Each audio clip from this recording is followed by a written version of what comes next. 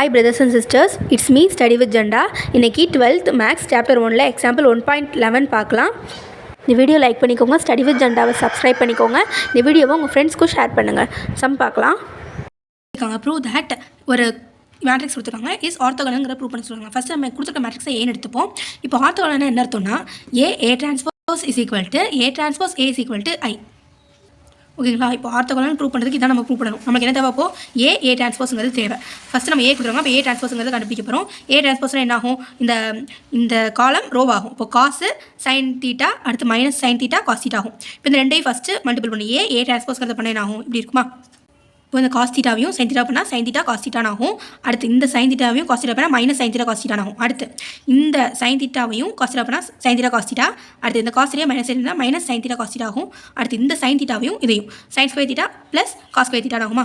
இப்போ நம்ம தெரியும் sine square theta plus cos square theta வந்து 1 அதோட வேல்யூ. இதுவும் கேன்சல் ஆயிடும், இதுவும் கேன்சல் ஆயிடும். இதோட வேல்யூ 1. ஓகேவா? அப்போ ஏ டிரான்ஸ்போஸோட வேல்யூ வந்து எப்படி இருக்கும்?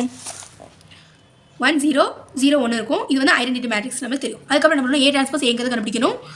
ஓகேவா? ஃபஸ்ட்டு நான் ஏ டிரான்ஸ்போஸோட வேல்யூ போட்டிருக்கேன். அதுக்கப்புறமா எங்கள் வேல்யூ என்ன பண்ணணும்னா ஃபஸ்ட்டு இந்த காஸ் தீட்டாவை பண்ணணும். அடுத்து இந்த சைன் தீட்டாவை சைன் அப்போ cos square theta plus sine square theta ஆகும். அதே மாதிரி இந்த காஸ் தீட்டாவை இந்த மைனஸ் சைன் தீட்டாவோட பண்ணால் minus sine theta cos theta ஆகும்.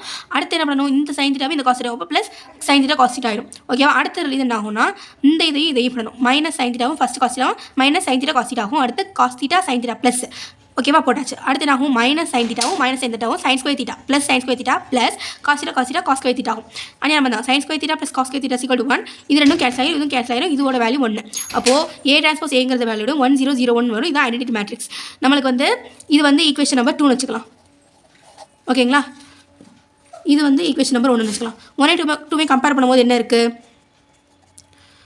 ஏ transpose is equal to A transpose A is equal to I.